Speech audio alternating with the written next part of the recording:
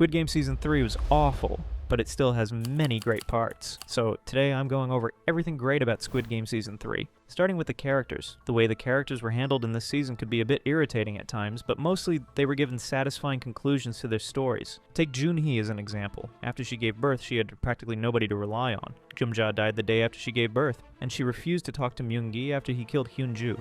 However, Gi-hun started to help her, carrying the baby during jump rope and promising to go back for her. Junhee, however, realized she wouldn't be able to make it across, and in a heartbreaking scene, she steps off the ledge and falls to her death. Even though many probably predicted she would die during jump rope due to her pregnancy, I'm sure not a lot of people predicted it would be this emotional. This season, Junhee was much more of a character than she was in Season 2. Next, let's talk about Min-soo. In Season 2, Min-soo was a coward who prioritized his life over others. He betrayed Semi and Mingle during rock, paper, scissors, and when he tried helping her during the special game when Namgyu was attacking her, he messed up throwing a glass bottle onto Namgyu's head and gave him the perfect weapon to kill Semi with. Going into Season 3, fans were waiting for Min-soo to get his revenge on Namgyu, and he certainly did. During Hide and Seek, Namgyu dropped Thanos' necklace containing the pills, and Min-soo ended up finding it. He took one and ended up passing the game because of it, as he never would have been able to kill somebody in his right mind due to how much of a little coward he was. Min-soo kept the pills on him and voted O in the next vote, to ensure he'd be able to make Namgyu suffer. In Jump Rope, Min-soo taunts Namgyu with the pills,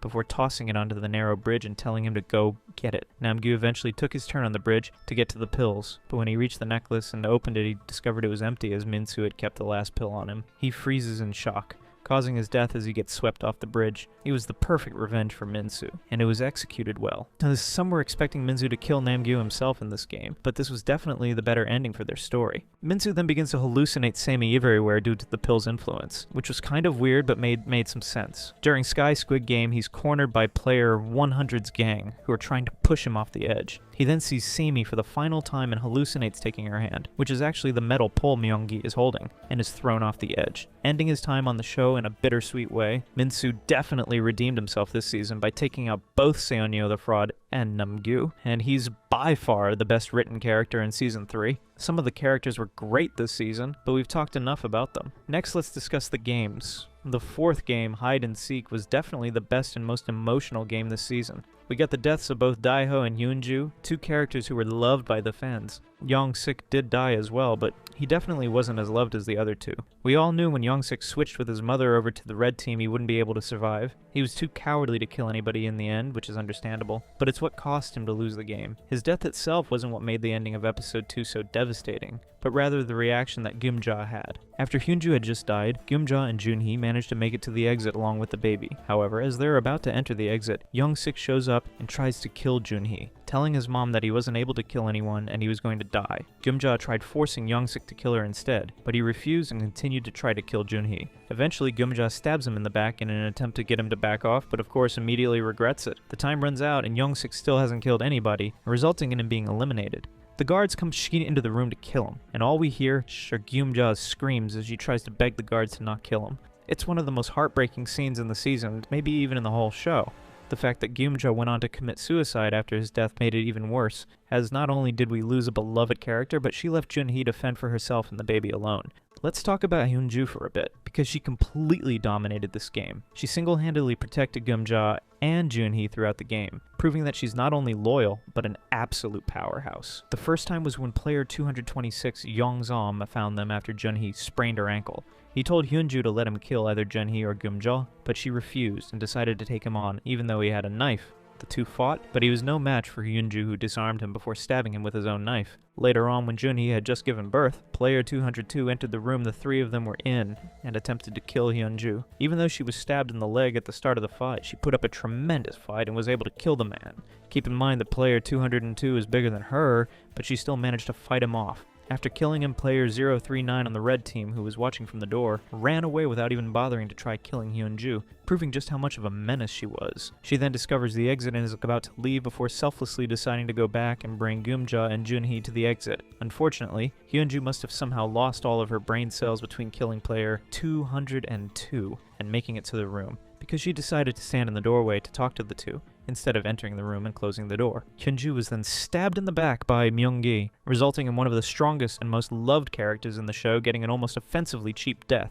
Even with that, she was the MVP of this game with literally no contest. She fought off 2 players. Remember that she was unarmed the first time, protected her friends, and even though she didn't have a dramatic death like most expected, Hyunju still managed to outshine nearly everybody in the game. Now let's move on to our next character, Dae-ho. Admittedly, he wasn't that great in this game. His personality did a complete 180, and he died a pathetic death. But you can't deny Gi-hun's pursuit of him could be quite funny at times. Gi-hun randomly giving Dae-ho the nastiest glares throughout this episode, and the previous one was hilarious. And his pursuit of Dae-ho in the game sometimes seemed like something straight out of Looney Tunes. The greatest thing the writers managed to do with Dae-ho was somehow completely ruin his character in a stupid way. But that's a topic for another day. Hyunju and Dae-ho weren't the only good parts about hide and seek though. Honorable mentions go to both Seon-yeol and Player 100, who, as despicable as they are, were hilarious in this game. The way Seon-yeol led her followers around in circles and clearly had no idea what she was doing was comedic gold, especially when she left them all to die in one of the funniest scenes of the episode.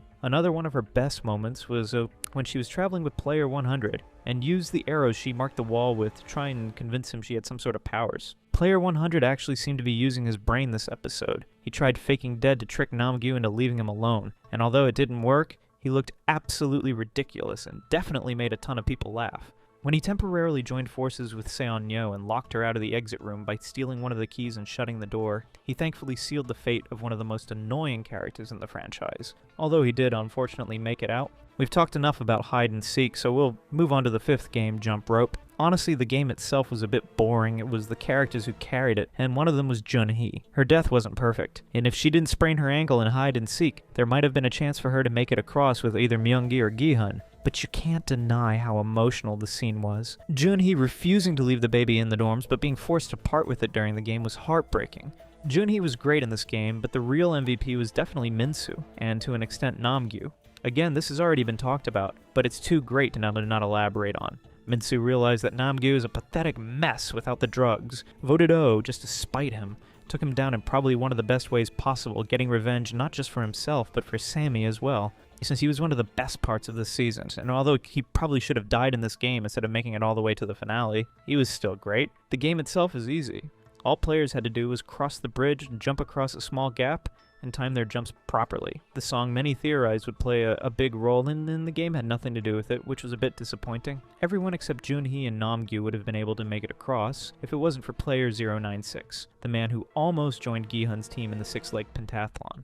He began pushing players off of the bridge as soon as they made it so he could get more money, then vote X to leave, along with Gi-hun. He was a necessary addition, as again, if he wasn't there, then nearly everybody would have made it across. I know plenty of people were hoping Player 100 would be one of the many people who didn't make it across due to exhaustion or being pushed off, but unfortunately he made it through again. The final game, Sky Squid game, isn't even worth talking about because virtually nothing good came from it. The best part of it was, again, Min-soo, but he died in the first round and even he couldn't save the episode. Let's talk about Junho and his plot. Thankfully, he did find the island this season, even though in the long run it didn't even matter because all he did was scream "Why" at his brother before escaping. Some great moments came out of the whole thing. For starters, Woo-seok was a great character this season. He was the one who first voiced suspicions about Captain Park. He broke into his house, found evidence that he worked for the games, and managed to fight off a CGI dog before getting arrested by the police. Even when he was at the station, he still managed to be useful. When he had the opportunity, he grabbed his phone, ran away, and managed to call Junho and tell him about everything he found before being detained. He's the reason Junho finally began to suspect Captain Park, and if he hadn't warned Junho, the captain probably would have been able to kill everybody on the ship, and Junho wouldn't have been able to stop him on time. The scene of Captain Park smiling at the crew member asking him if he wanted noodles before unloading all of his ammo into the cabin was both unexpected and hilarious. The aftermath wasn't as funny, but it was nice that in the end, Junho was the one to kill him, even after all of the things they had been through together. The payoff for his plot wasn't great, but the build-up was definitely done well. One of the biggest parts of this season was the plot of Noyulin player 246, also known as Gyeongseok. The theory that she would shoot him in a non-fatal place then save him later turned out to be true, and throughout the season we see her trying to find a way to safely get him off the island.